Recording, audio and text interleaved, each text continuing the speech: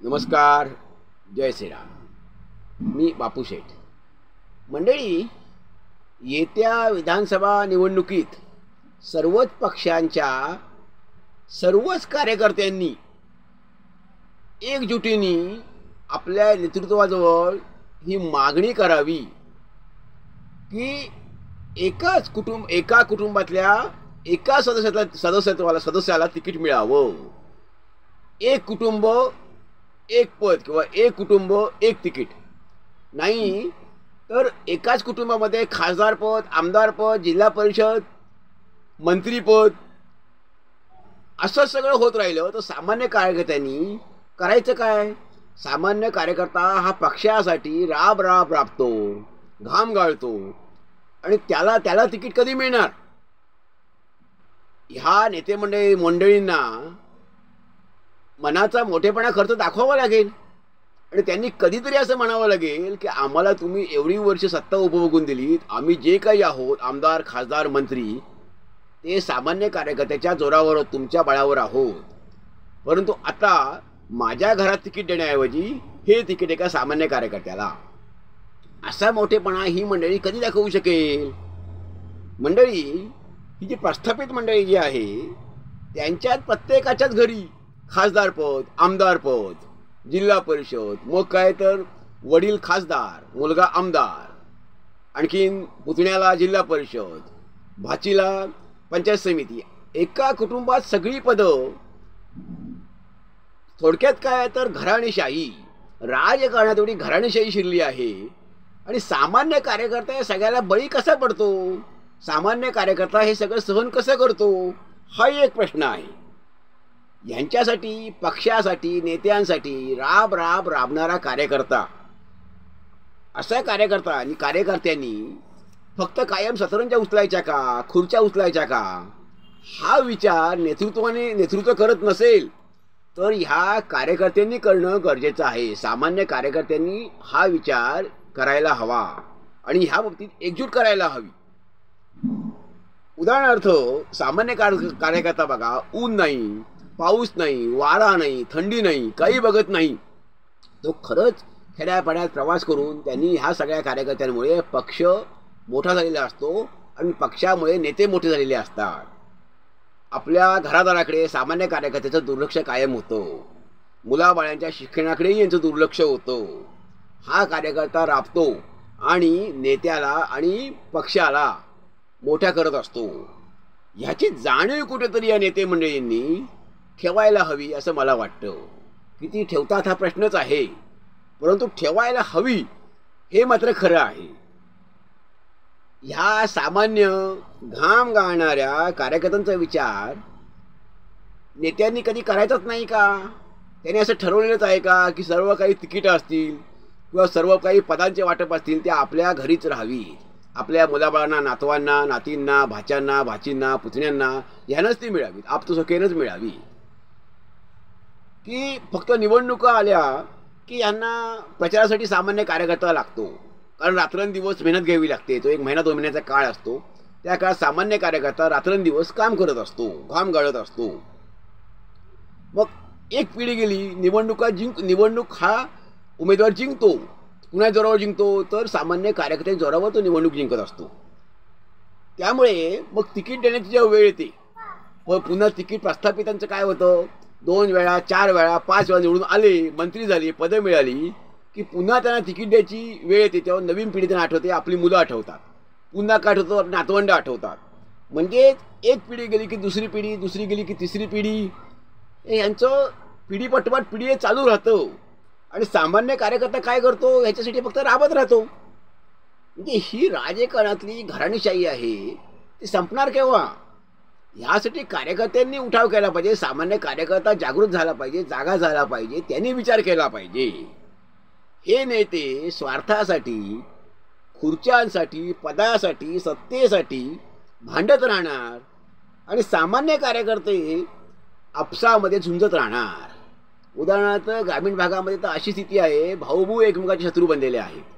कुटुंबामध्ये एका भावाचा एक पक्ष, पतीचा वेगळा पक्ष, पत्नीचा वेगळा पक्ष, एक गावातच 2 तट असतात, चार तट असतात, 4 गट असतात. ही वाडी ह्या पक्षाची, ती वाडी त्या पक्षाची, आणि त्याच वाडीमध्ये आणखीन 4 गट असतात. हे सगळे भांडत राहणार, ह्या नेते मंडळींसाठी ते भांडत राहणार आणि हाणामाऱ्या करणार आणि कोर्टाच्या केसेसनं जाणार. 5-5 वर्ष कोर्टामध्ये फेऱ्या मारत राहणार. आणि ह्याच्या उलट होतं या नेते मंडळींचं होतं की नेते मंडळी मात्र सगळं काही आपापसातले मतभेद विसरून सत्तेसाठी क्षणार्धात एकत्र येतात आणि हे मात्र भांडत राहतात, ह्यांच्यात वितुष्ट निर्माण होतो. ही जी काही गोष्ट आहे ती सामान्य कार्यकर्त्याला समजली पाहिजे. सामान्य कार्यकर्ता हा जागा झाला पाहिजे. त्यांनी स्वतःची आपली खरंच प्रगती कशी होईल, आपलं शिक्षण, आपलं वैचारिक ज्ञान, शैक्षणिक प्रगती, आर्थिक प्रगती, धंदा उद्योगाची प्रगती, ग्रामीण भागात काम कसं वाढेल, ग्रामीण भागात उद्योग कसे येतील, व्यवसाय कसे होतील, व्यवसाय वृद्धी कशी होईल, ह्या सगळ्याचा विचार हा सामान्य कार्यकर्त्यांनी केला पाहिजे. पण तसा होताना दुर्दैवाने दिसत नाही. त्यामुळे सामान्य कार्यकर्ता ह्या बाबतीत कधी शहाणा होणार ह्याचा विचार हा किंवा ह्यांना कधी समज येणार असाही विचार आपल्याला या संदर्भात करावा लागेल. त्यांना हे कळत नाही की हे प्रस्थापित नेते मंडळी एवढी वर्षे सत्ता उपभोगून आता त्यांना मुलाबाळांना राजकारणात आणायचं आहे. राजकारणात त्यांना प्रस्थापित करण्यासाठी आपला वापर ते करत आहेत.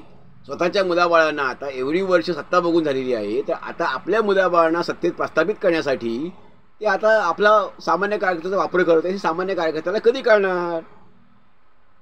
आता तिकीट वाटप जेव्हा होतं तर तिकीट वाटप करताना खरंच सामान्य कार्यकर्त्यांची आठवण या मोठे नेते मंडळींना का होत नाही? एवढ्या वर्ष माझ्या घरात तिकीट मी सत्ता उपभोगलेली आहे, तर आता सेवेसाठी म्हणून सामान्य कार्यकर्त्याला तिकीट द्यावं आहे का?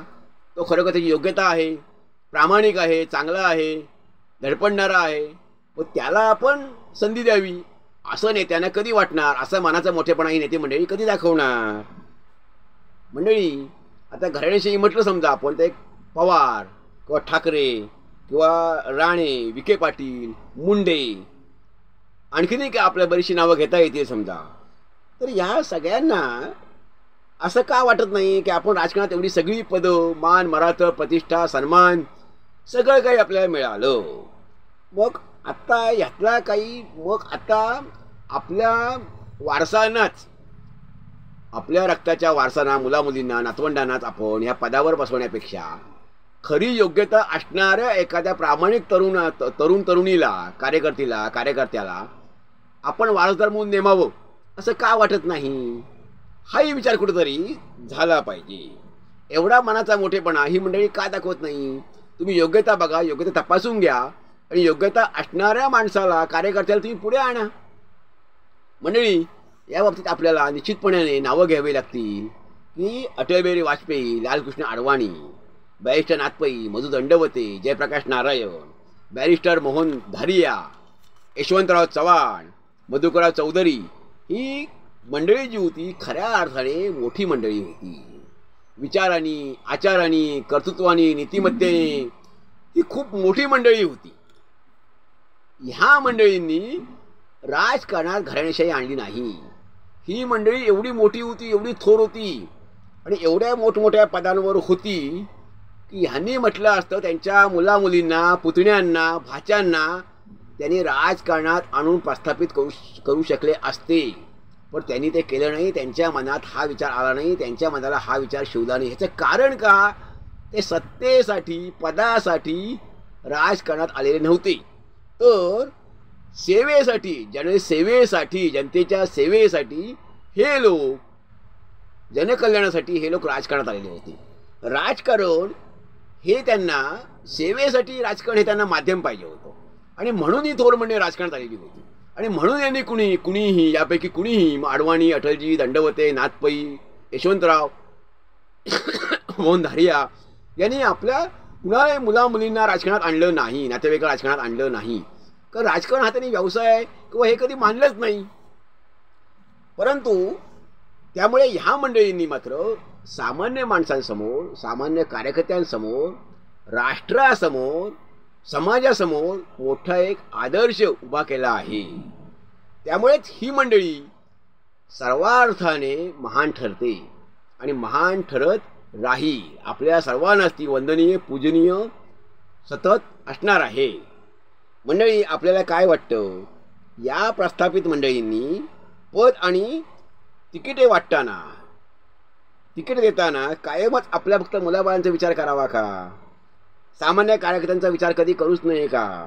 की आपल्या मुलाबाळांनाच आपल्या पक्षाचं प्रमुख आणि वारसदार म्हणून नेमावं का?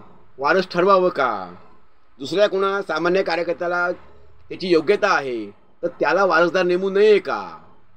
तुमचा मग वैचारिक वारसा आहे की आपण काय म्हणायचं आहे? राजकारण कशासाठी आहे म्हणायचं? की सत्तेसाठी फक्त राजकारण आहे, पदांसाठी फक्त राजकारण आहे, की आपला पक्ष ही आपण आपली प्रॉपर्टी, स्वतःची खाजगी प्रॉपर्टी मानतो, समजतो? असंही इथं मुद्दा येतो. जर तुम्हाला खरंच वैचारिक वारसा आपण समाजाला देतो आहोत, विचारांचा आचारांचा वारसा आपण समाजाला देत आहोत, चांगला आदर्श देत आहोत, आदर्श समोर ठेवत आहोत, अशी आपली जर धारणा असेल पक्षप्रमुखांची, पक्षाच्या वरिष्ठ नेत्यांची, तर त्यांनी आपल्याच मुलाबाळांना पक्षाचा वारसदार नेमण्याऐवजी इतर कर्तृत्ववान असलेल्या कार्यकर्त्याला, प्रामाणिक असणाऱ्या, नीतिमान, प्रामाणिक, धडाडीचा कार्यकर्ता जो आहे त्याला निश्चितपणे पुढे आणावं आणि मनाचा मोठेपणा दाखवावा. मंडळी, आपल्याला या संदर्भात काय वाटतं आपण जरूर अभिप्राय द्यावा. धन्यवाद. जय हिंद, जय भारत.